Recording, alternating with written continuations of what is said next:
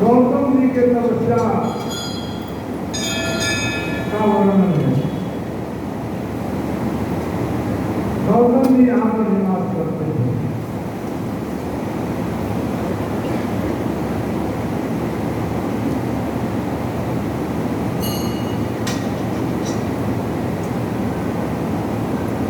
इनकी पत्नी का नाम अहिल्या है और गौतम अहिल्या की ही पुत्री हनुमान जी की माता हनुमंतिनी। इन्हीं गौतम अहिल्या की पुत्री अंजनी माता है जो हनुमान जी इसे प्रकट हुए। तो गौतम जी कितने भक्त थे, परोपकारी थे। अहिल्या जी भी उतरे दूसरे लोगों के लिए परोपकार कर रहे थे। एक बार यहाँ तपस्या करते हुए गौतम जी निवास कर रहे थे कि 100 वर्ष तक का अकाल पड़ गया। 100 वर्ष तक बारिश नहीं हुई। अवर्षण होने से वहां जितने पशु पक्षी थे जो उस स्थान को छोड़ के चले गए। ऋषि मुनि भी वहां से छोड़ करके जल की तलाश में दूसरे जगह चले गए। गौतम जी ने कहा मैं तो छोड़ के नहीं जाता, मैं यही रहूंगा। धैर्य की बात देखिए, उन्होंने अपना धैर्य नहीं छोड़ा। तपस्या में लगे रहते हुए उन्होंने इंद्र की स्तुति की, प्रार्थना की। इंद्र ने कहा महाराज आपकी तपस्या से हम प्रसन्न हैं, लेकिन विधि के विधान के आगे हम कुछ नहीं कर सकते। विधि का विधान है 100 वर्ष तक अकाल रहेगा। तो मैं आपकी सहायता क्या करूं? बारिश तो करा नहीं सकता, बारिश नहीं करा सकता क्योंकि विधि विधान में नहीं है। हाँ एक काम कर सकता हूँ, तुम एक गड्ढा खोदो, उसमें जल भर दूं और वो अपने पानी में हो। गौतम जी ने कहा ठीक है। गौतम जी ने एक हाथ लंबा चौड़ा और गहरा गड्ढा खोद दिया, इंद्रदेव ने उसे भर दिया। अब वो जल कभी खाली नहीं होता था, उस जल से सारे काम हो रहे थे, सिंचाई हो जाए करते भी, लेकिन खाली नहीं होता था। कितना भी खाली कर लो सारा गड्ढा करना पड़ा। अब जो दूर दूर से भाग गए थे लोग सब वहां आकर रहने लगे। चारों तरफ से भागे हुए देवताओं से वापस आ गए। जल मिल गया तो वहां यज्ञ के लिए फसलें भी तैयार होने लगी। सब लोग वहां से जब से अपना ध्यान कीर्तन मंगल तपस्या सबका जैसे चालू हो गया। इधर अकाल पड़ा हुआ सारे क्षेत्र में गौतम जी जहाँ है वहां पर समृद्धि सुखी फिर से सब लोग हो गए। एक दिन ऋषि पत्नियों को ईर्ष्या हो गई। कुछ दुष्ट लोग होते हैं, उनको ये लग रहा है इसका नाम हो रहा है, इसका नाम हटा दो, ऐसा करो इसका नाम यहाँ पर। उन्होंने उनकी स्त्रियों ने अपने पत्नियों के नाम भरने शुरू कर दिया। कुछ करो जिससे गौतम ही यहाँ से छोड़ के चले जाए। गौतम ही यहाँ से छोड़ के चले जाए, जल हम लोगों को निर्वाह रूप से हमारा हो जाए। ऐसी भावनाएं जो होती है तो दुख पहले तो संत को ही खाना पड़ता है। क्या कोई हाल हो रहा। अब जो वहां श्रीमतियां थी वो अपने अहिल्या से रोज रोज लड़ाई कर रही है। कपड़े लेके रोने के लिए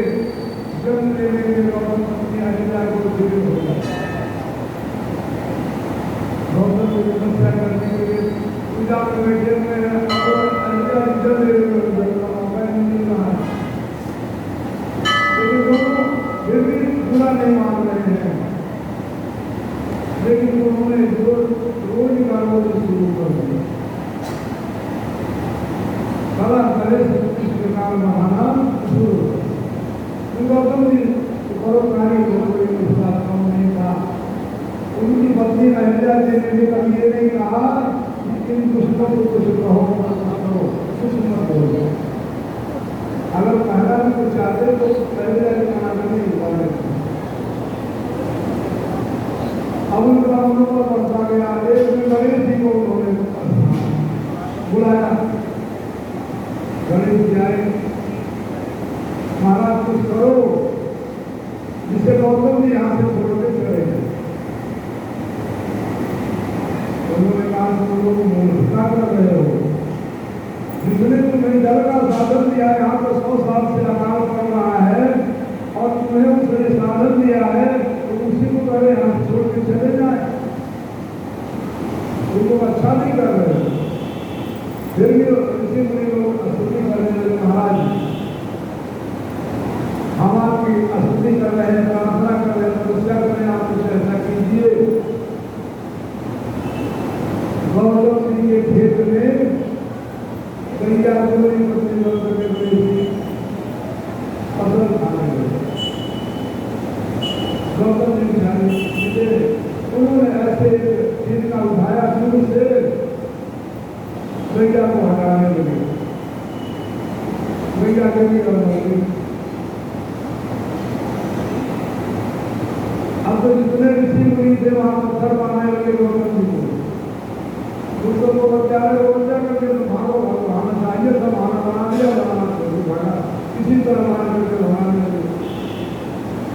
गौतम जी का भाई कुछ तो रास्ता होगा तो हो ही गया, तो होना था, उससे तो जान अनजाने में हो गया कुछ लोग, उन्हीं को पंच बना दिया।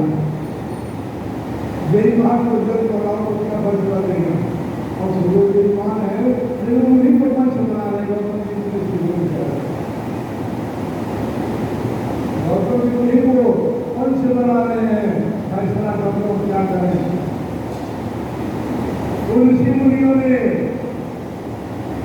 कहा तुम 7 बार पृथ्वी की परिक्रमा करके आओ और भगवान शंकर जी की आराधना करो, फिर पर्वत की 3 बार परिक्रमा करो और कहते जाओ मुझसे को हत्या हो गई मुझे क्षमा करो, तो हत्या हो गई क्षमा करो। अब सीधे उनके मन में ऐसा कोई भाव भारी नहीं, उनका ठीक है।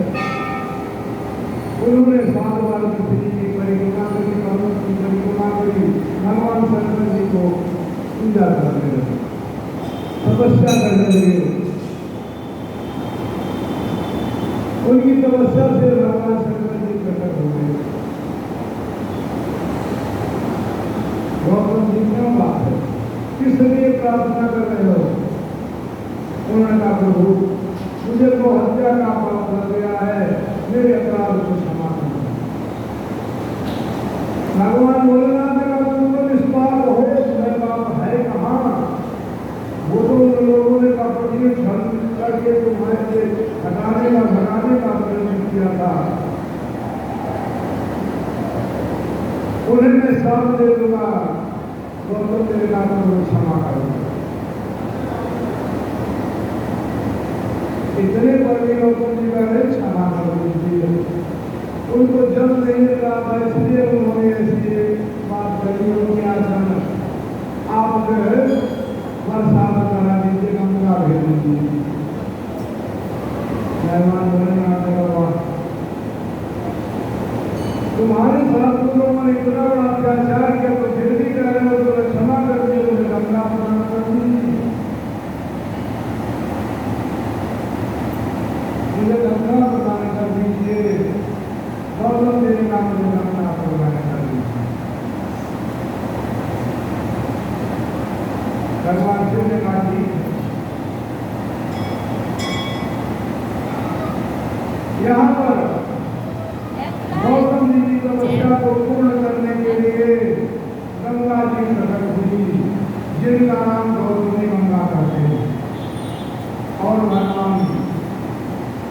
शंकर जी स्वयं वहां पर प्रकट हुए ज्योतिर्लिंग रूप में, जिनको ब्रह्मकेश्वर